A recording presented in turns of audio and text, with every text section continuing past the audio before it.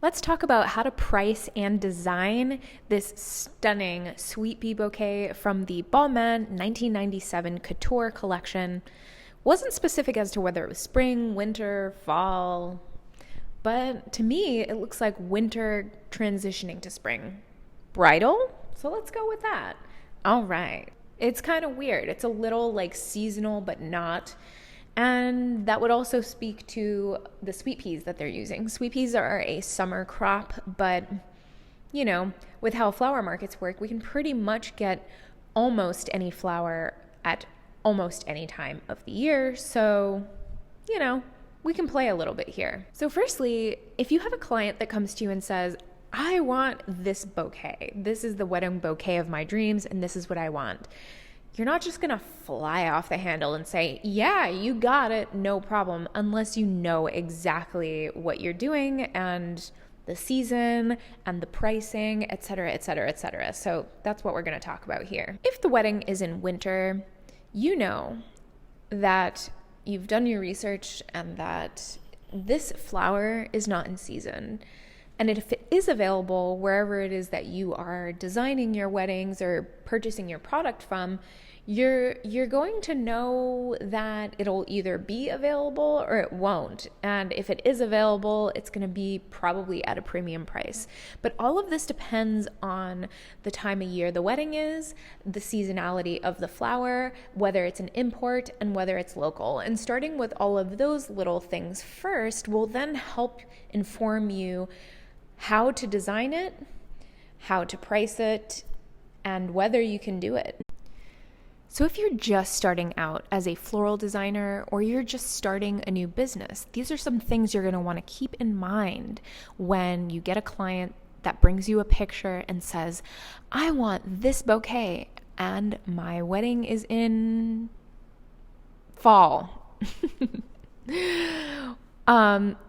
All flowers are seasonal. Hopefully you know that if you're already working with flowers, but flowers are seasonal. Sometimes we can get flowers that are imported that are on the opposite end of the world and opposite end of the season. So sweet peas are one of those flowers. And it's likely, my guess is that this is a Japanese import sweet pea flower. Now, I don't know what the flower import game was like in the 90s, but today, if this were today and someone were coming to me with this picture, well, firstly, I would decide, am I the type of florist that recreates bouquets from other people's works or pictures of pre-existing, pre-whatever? Do I recreate other people's work? If you decide, yes, I am that florist and I can recreate any bouquet that someone brings to me and you're happy to do that and you want that to be part of your business model, that's really important to know. Otherwise, you're going to be fighting against something that you may not want. So decide firstly if you're even that florist. Like, do I try to recreate? Then once you know whether you're that florist, if you do recreate bouquets based on pictures on Pinterest or magazines or whatever it is that people are bringing you at for reference, like, you can build your whole business model based on whether you do that type of work or not. And that's entirely up to you. You don't have to recreate bouquets. And most designers who are really passionate about what they do, more often than not, are not going to want to recreate other people's work.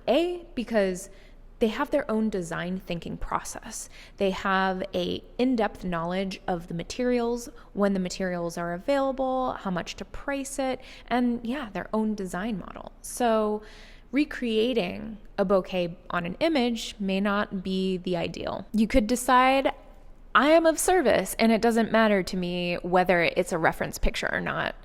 But one disclaimer, whether you don't care and you just want to service people and you want to help people get what they want, or if you're a passionate designer and you have your own style of doing things and you don't want to do reference photos and reference bouquets, definitely one of the first things straight off the bat when someone brings you a picture and says, this is what I want, you have to know the seasonality of the flowers, which in this case, sweet peas are a summer flower. So if the client comes and says, my wedding's in autumn, this is the bouquet I want, you have a couple of different ways to approach that proposal. You can say, well, sweet peas aren't available in autumn, so here's a flower that can get kind of close to it. That might be a lisianthus. That's one workaround. But when someone brings you something so specific as all one type of flower in a bouquet, it's very difficult to get close to that. No other flower looks exactly the same, especially if it's just one type of flower bouquet.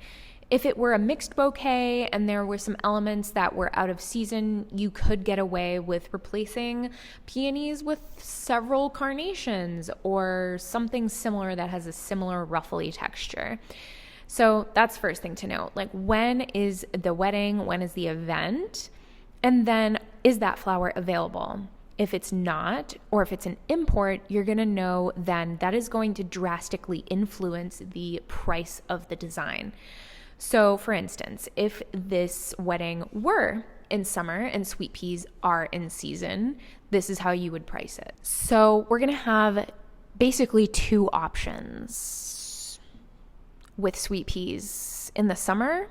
But if it were a winter wedding, then you're really pretty much only going to have access to the import, the Japanese import, which it appears these are, if that was a thing in the 90s. I don't really know. 1997.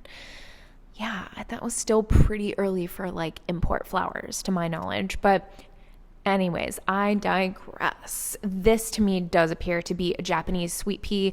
The reason why I think that is because these stems are very long, unless they've done something to alter the aesthetic of the bouquet and created like a fake stem thing. But it does appear to be like the real deal. These are real long stem sweet peas. Japanese import sweet peas are probably double, triple, quadruple the price of a local sweet pea. And local sweet peas look and behave far differently than Japanese sweet peas. If you're familiar, then you already know this, but if you don't, local sweet peas usually will come in about 5 or 10 stem bunches, and on each stem are a lot of the actual sweet pea tendrils. So a lot of vegetation, a lot of foliage, a lot of botanical aspect to that stem. And then the stem of the flower itself is actually quite short. I haven't really seen any local sweet peas that have these long flowering stems on them. So that is very important to keep in mind. You wouldn't be able to create this dense a style without buying a lot, and then having kind of a very bulky stem or holder of the bouquet. So that's really important to keep in mind. You probably are actually going to want and need to pull off this exact pave, what we call a pave or a rush. When it's all one type of flower, we call that a rush. Some people call it a mono. I don't like mono because it sounds like a disease, like mononucleotic, so you know what I'm saying. To recreate this exact bouquet, you are going to need a Japanese import flower. So it's already straight out the door, it's quadruple the price. The wholesale cost is, depending on where you are, can vary anywhere from double to triple, quadruple a local. Okay, so we know that in order to create this bouquet, we're going to need the exact Japanese import sweet pea, because if we were to use the local, that would be an entirely different bouquet. You could give that disclaimer to the client and say, well, this is the price of a local sweet pea bouquet, and this is the price of a Japanese sweet pea import. And the local is going to look like this, with a lot of this wild, crazy greenery foliage, which is obviously not this picture. And this is what it'll look like with the Japanese sweet pea, the import. And here are the price differences. So with Japanese sweet peas, let's talk about some pricing. The price will always be different. So you're going to want to ask your vendors first, but you should have like a general knowledge, but don't give that price to your client because it's very likely that it'll be more. It just happens to be that way. So don't give a quote straight off the top of your head, because then when they come back and want an actual quote, then they're going to be expecting that price. But don't give out a price yet. Just collect your intel. Know what it is that you are aiming to do for them, what it is that they want, whether they're flexible with the style of the bouquet, with the actual flower, and the pricing. Because all of these things are liable to change, and that's just the nature of doing flowers. That's why, in my opinion, and the way I do things, I do not recreate based on a picture. So now that I've said that several times, I hope that that is in your head, because these little details can get us into a lot of trouble. And as a beginner florist, and look, even as a seasoned florist and a business owner, we get excited. We want to book the client. We want to book the job. We want to make the money. And sometimes we get a little bit carried away. We forget that there is a little bit of a process to how to deal with clients, their desires, and those desires up against actual nature and market availability. It is one of the most volatile things to promise a certain price or a certain exact thing. Always leave it open to interpretation. So now that we talked about that, let's talk a little bit about the price of the sweet pea. Sweet peas were available around Valentine's Day, which was February, which was still winter, and they were Japanese import, and they were spectacular. They're always so impressive. All the Japanese product that I've ever gotten has always just been like tears, worlds above, and it is different. It doesn't make it better necessarily, though maybe it does, but in often cases it's like, holy wow, this is superior. You can tell that it's a better quality product. Would love to visit the Japanese flower markets, but that's for another video. So the pricing, I saw these around. They were $75 for a bundle. And in that bundle came 5 bunches. And in those bunches came 10 stems each. That is how it works in the floral industry. We get bundles, bunches, and then stems. Bundles are usually 5 or 10 bunches. And usually in bunches come 5 or 10 stems. And then single stems are obviously single stems. And each price tier is different based on the bundle, bunch, stem aspect. But that's typically how they're grouped together. So a bundle of sweet peas and 5 bunches with 10 stems each would be 50 stems. And based on this bouquet, I'm guessing this is either 100, it may even be 200 stems. This is a very voluminous, very dense bouquet, and if you know sweet peas, it's a very long single stem. So, knowing that, it will take a generous amount of import sweet peas to make this voluminous pave arrangement. It's got to be at least 100, if not 200 stems. The bundle was $75 and it came with 50 stems. We would need 2 bundles for 100 stems and it would be $150. This does not include your labor. This is just the wholesale cost of the sweet pea. This is all hypothetical. This is just like, do not take this pricing and then go to your client and say, yeah, it's $100 for the bouquet. There's a process here. So the cost is $150 for 100 stems. Keeping that in mind, are we using any sort of fancy ribbon? Like, what are the sundries and things that we're going to need to execute this style bouquet? Do you want to use a little flower foam, which I advise against, not my favorite? To me, this is like a hand-tied style bouquet. So that's how I would do it, and that's how I would price it. Maybe a little bit of ribbon around the neck, but the emphasis here is on the flowers, not on ribbon or any other decorative aspect. It's just about the flowers. So I would maybe add in half a yard, maybe a yard of like very simple, could be velvet, could be grosgrain, could be whatever, honestly. It's just about the flowers. Tiny silk tie. So given that, the overall cost to make this bouquet is actually quite low. So then you just have to decide what your markup strategy is. Are you a wedding florist?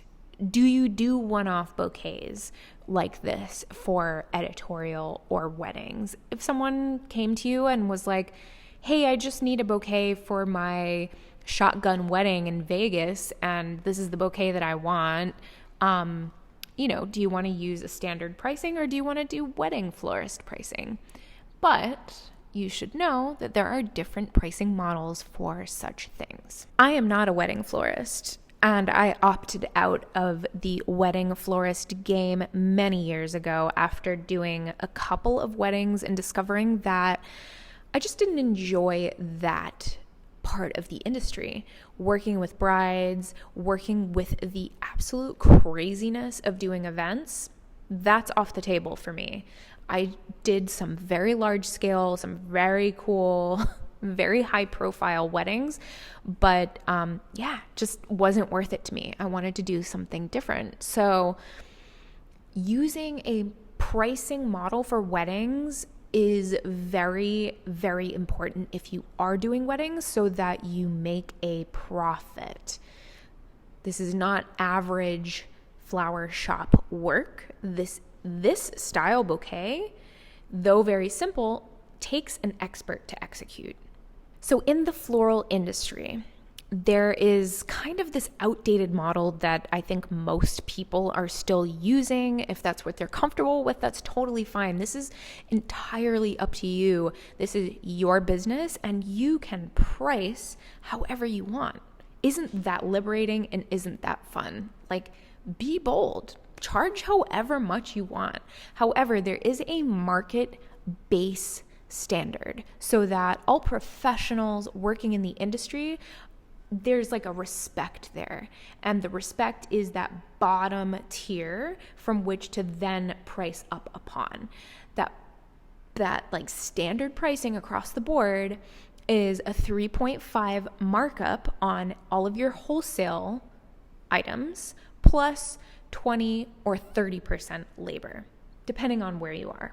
It totally depends. And again, that's totally up to you. Because to me, that's a lot of math, and I just think it's a little bit convoluted. Like, for a while, it was 3.5 on just the flowers, then a 20% markup on containers and hard goods and sundries, then a 30% markup with labor. Like, to me, that's all very convoluted, and we spent a lot of time on math basically just to get to that bottom price, when to me, times it by 4, times it by 5. My method is to do times 5. It's just straight up, like the containers, all the sundries, all the whatever, times 5, because that includes my basic fee. Like, that is my markup. And when you side-by-side comparison, 3.5, yada, yada, yada, to the times 5 does come out to be a bit more, and that's fine. There are many florists in the LA area who just guesstimating based on some of their offerings on their websites and my knowledge of market prices, I see some florists charging times 7, times 8, times 9, times 10, and that is totally okay. It's your business. You get to price it the way you want. I'm happy with times 5 because I work in a private studio. I don't have a retail space and my overhead is relatively low. So I like to make the money that I feel is appropriate and then also kind of not give people a deal, but it's not excessively overpriced. You know what I mean? It kind of feels like it's this good, happy medium. So what is that for you? Leave me a comment below. What would you be happy charging? So just to recap, because this is a fairly simple in terms of ingredients, to execute the actual style is another thing, which I would probably do a 7-time markup on, to be honest. Let's say we're doing a 7-time markup model. It's 7 times 150. And if you want to charge for $5 of ribbon, that would be times 5 times 7 is 30. I don't have a calculator, but the numbers are all here. So we're saying that roughly speaking, this bouquet is going to be $895 or whatever you're comfortable with. If it's times 5 and you don't want to do a 7 times markup, then the bouquet would be $750. Again, I don't have a calculator in front of me. I stopped recording so that I could do the math. And if we were to do a 7-time markup on the 150, this would be a $1,050 wedding bouquet. And to me, that is accurate because here's the deal. You're not going to just purchase the 2 bundles or however it is that your vendor is selling them, but making sure that whatever amount of stems you need, you're then buying the appropriate amount of stems to make that bouquet look the way that it does. This is a $1,050 bouquet for 100 stems of sweet peas. And again, this is just an example. This is based on the market price that I saw in February. And I may actually even be correct, so don't take exactly what I'm saying and then use that for your proposal. Do your diligence, do your homework, ask your vendors how much, if they can get it, can they guarantee it, can they guarantee a specific color, and then add a contingency on top of that. Contingency is a percentage to make sure that you're covered in the case that, oopsies, this price has actually risen and you already gave your customer a quote. You can actually build in a contingency, or you can give a disclaimer to your client saying it is possible that this bouquet price could change. But once you have the contract and that's all locked in, you can't, it's not good business etiquette to go back and then change the price once you've confirmed it. That's very unprofessional and it will make your client very upset. So make sure that once you build your proposal, you have a contingency built in. So if you do a 20% contingency, that would be an additional, $205? I don't, again, have my calculator right in front of me because I'm on the phone and my calculator is on my phone, but here we are. So that'd be add another $200-ish. So that would be a $1,250 bouquet. Your client may be like, cool, perfect, love it, as long as I get what I want. Well, disclaimers. And also, if you want the cheaper sweet pea bouquet, here's the other option. We can do it in summer with the local product, but it's going to have a lot of vegetation, a lot of greenery, but it'll be 1/3 of the price,